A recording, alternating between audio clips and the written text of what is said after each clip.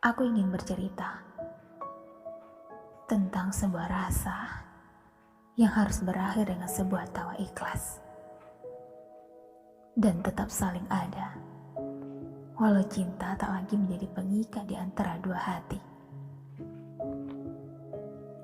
Ini kisahku dan dia, yang kini menjadi sosok yang selalu ceria, walaupun kita tak lagi bersama dalam ikatan atas nama cinta.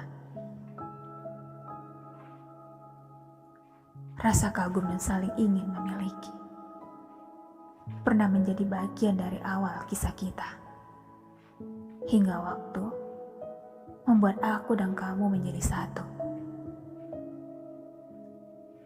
Tentu banyak tawa, canda, ceria, bahkan cerita yang akan kita ciptakan di masa depan bersama.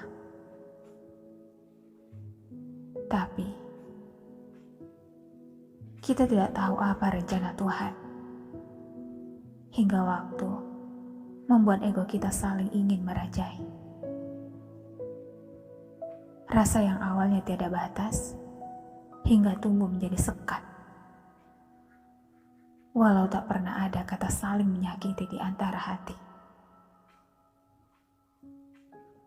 Maka, perpisahan harus menjadi jalan untuk kita tetap bahagia. Satu hal yang ingin kita saling jagai, bahwa perpisahan ini kita jadikan perpisahan termanis untuk saling menjaga cinta yang tak harus memiliki itu.